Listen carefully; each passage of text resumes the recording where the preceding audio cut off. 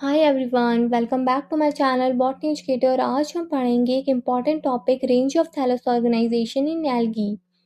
तो इस वीडियो का पीडीएफ का लिंक, साथ ही जो भी एल्गी की वीडियोस है उनका लिंक जो है, आपको प्लेलिस्ट का लिंक जो है डिस्क्रिप्शन बॉक्स में मिल जाएगा। ये वीडियो हिंदी और इंग्लिश दोनों ही लैंग्वेज में अवेलेबल है। तो आप इसे सेटिंग्स में जाके ऑडियो ट्रैक में जाके अपनी भाषा को चुन सकते हैं। You can choose your preferred language from settings audio track. सबसे पहले समझते हैं कि थैलस होता क्या है। तो जो एल्गी की प्लांट बॉडी है उसे हम थैलस कहते हैं। उसमें रूट, स्टेम और लीफ में डिफरेंशिएटेड नहीं होता, इसलिए हम इसे थैलस कहते हैं। तो अलग अलग एल्गी में अलग अलग टाइप की थैलस ऑर्गेनाइजेशन देखने को मिलती है। तो जो यूनिसेलुलर फॉर्म्स हैं उनमें या तो ये मोटाइल या नॉन मोटाइल टाइप के हो सकते हैं। वहीं कुछ जो और हायर एल्गीज हैं उनमें मल्टी सेलुलर फॉर्म्स देखने को मिलती है, यानी जो सेल्स है वो आपस में एग्रीगेट होके या तो कॉलोनी की फॉर्म में रहती हैं या ये एक दूसरे के ऊपर जुड़ जाती हैं और फिलामेंट्स जैसा स्ट्रक्चर बनाती हैं, जो अनब्रांच या ब्रांच दोनों टाइप का हो सकता है। और या फिर ये जो है साइफोन जैसा स्ट्रक्चर बनाती हैं, जिसे हम साइफोनियस मल्टीसेलुलर फॉर्म कहते हैं। या फिर ये जो है पैरेन्काइमा जैसा स्ट्रक्चर बना देती है। तो ये जो है आपको एक जो है पौधे जैसा ही स्ट्रक्चर, लीफ लाइक उनमें स्ट्रक्चर देखने को मिलेंगे। तो पैरेन्काइमेटस टाइप का होता है। फिर यूनिसेलुलर फॉर्म की बात करें तो ये मुख्यतः 4 पार्ट्स में डिफरेंशिएटेड है: राइजोपोडियल यूनिसेल्स, फ्लैजिलेटेड यूनिसेल्स, स्पाइरल फिलामेंटस यूनिसेल्स और नॉन मोटाइल यूनिसेल्स।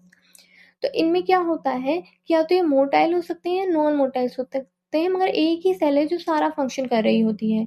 तो राइजोपोडियल यूनिसेल्स की बात करें तो इनमें सेल वॉल एब्सेंट होती है, साइटोप्लाज्मिक प्रोजेक्शंस निकले रहते हैं जो कि अमोबॉइड मूवमेंट कर रहे होते हैं। ठीक है, तो वो जो है सेल वॉल नहीं है, साथ में जो साइटोप्लाज्म है बाहर की तरफ जो मूवमेंट होगा तो वो बाहर की तरफ जो है साइटोप्लाज्मिक प्रोजेक्शंस निकाल देगा, जिसकी वजह से मूवमेंट करेगा। तो क्रिस अमीबा में ये देखा गया है, इसका पिक्चर भी मैंने लगा रखा है। साथ में राइजोक्राइसिस और राइजोक्लोरोसिस में भी देखा गया है ये राइजोपोडियल यूनिसेल्स। फिर फ्लैजिलेटेड यूनिसेल्स की बात करें, इनमें फ्लैजिला पाए जाते हैं मूवमेंट के लिए। तो ये सभी ग्रुप्स में पाया जाता है एक्सेप्ट साइनोफाइसी, फियोफाइसी और रोडोफाइसी के मेंबर्स में। तो यूग्लिना में जो है एक ही फ्लैजिलम पाया जाता है। वहीं क्लोरोफाइसी का मेंबर है क्लेमेडोमोनास, इसमें 2 फ्लैजिला पाए जाते हैं। वहीं डिग्नोफाइसी में 2 अनइक्वल फ्लैजिला पाए जाते हैं।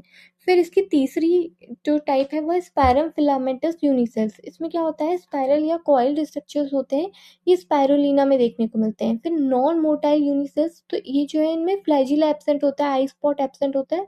तो क्रोकोकस और क्लोरेरा में ये नॉन मोटाइल छोटा सा यूनिसेल्स अपने को देखने को मिलेगा। फिर कॉलोनियल फॉर्म्स, ये जो है एग्रीगेट होके आपस में एक दूसरे के साथ कॉलोनी फॉर्म करके रहते हैं। तो इसमें म्यूसिलेजिनस जो एक जो है शीट जैसी आपने को देखने को मिलेगी, जो है मास, जो है म्यूसिलेजिनस मास है और मूवीज में जो है सेल्स पाई जाती हैं।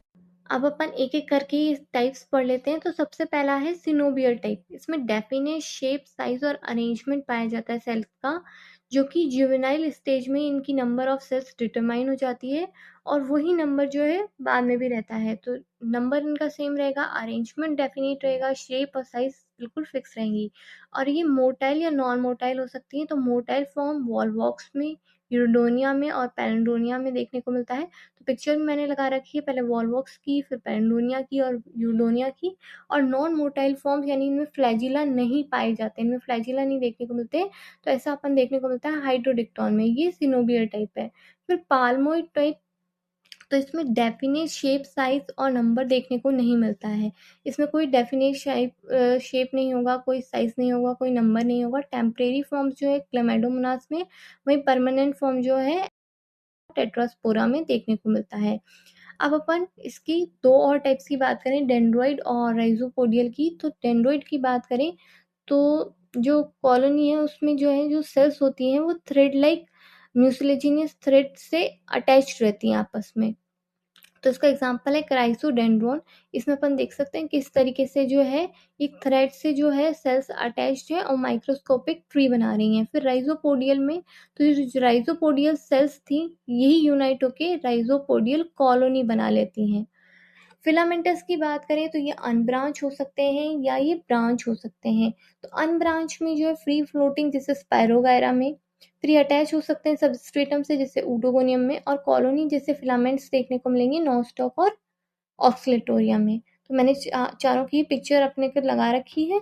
फिर ये जो है ब्रांच हो सकते हैं, तो ये सिंपल ब्रांच हो सकते हैं, हेटेरोथीकस हो सकते हैं और सूडो पैरेन्काइमेटस हो सकते हैं। और ब्रांचिंग में भी या तो ये ट्रू ब्रांचिंग होगी या फॉल्स ब्रांचिंग होगी। तो अगर फॉल्स ब्रांचिंग का एग्जांपल है साइटोनेमा, ठीक है। और क्यों इसे, क्योंकि इसमें क्या होता है, ब्रेकेज से ब्रांचिंग बन जाती है, इसलिए इसे हम फास्ट ब्रांचिंग कहते हैं। और सिंपल ब्रांचिंग की बात करें तो एक्सेप्ट बेसल सेल सभी सेल से जो है ब्रांच निकल सकती है, जैसे क्लेडोफोरा में। हेटेरोथीकस जो है उसमें ये प्रोस्टेट और इरेक्ट सिस्टम में डिफरेंशिएटेड रहता है।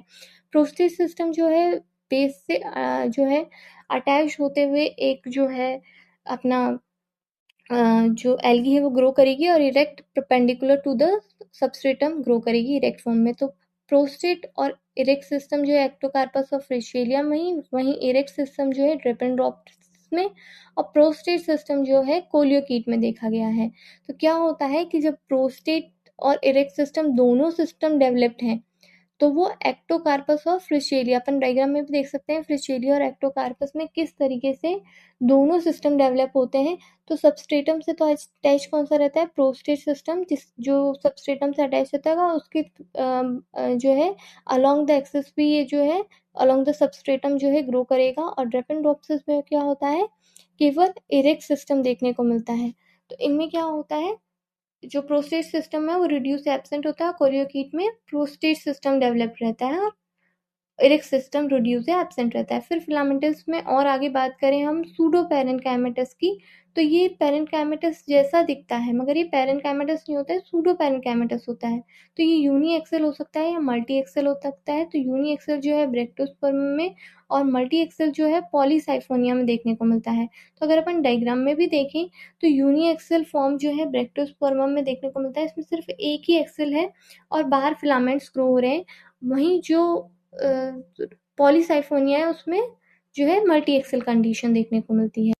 अब अपन इसके कुछ और फॉर्म्स की बात कर लेते हैं, साइफोनियस और पैरेन्काइमेटस फॉर्म। तो साइफोनियस फॉर्म में जो है ये ब्रांच होता है, ए सेपरेट होता है, सिनोसिटिक ट्यूबुलर फिलामेंट होता है, यानी इसमें जो है जो न्यूक्लिया है वो फ्रीली ट्यूबुलर फिलामेंट में पाए जाएंगे, कोई सेप्टा का फॉर्मेशन नहीं होगा। तो वॉचेरिया और बोट्राइडियम में अपने को ऐसा देखने को मिलता है, इसका पिक्चर्स भी मैंने लगा रखी है।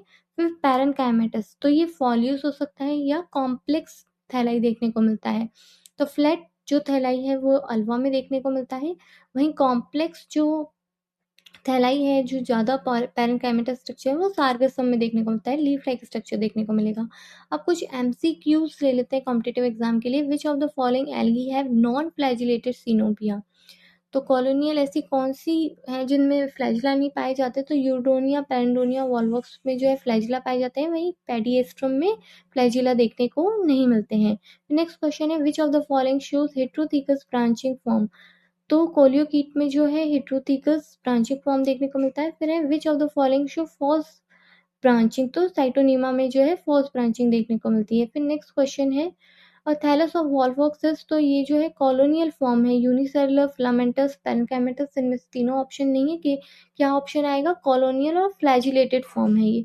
फिर है थैलस स्ट्रक्चर इन पॉलीसाइफोनिया, तो ये मल्टी एक्सेल होता है।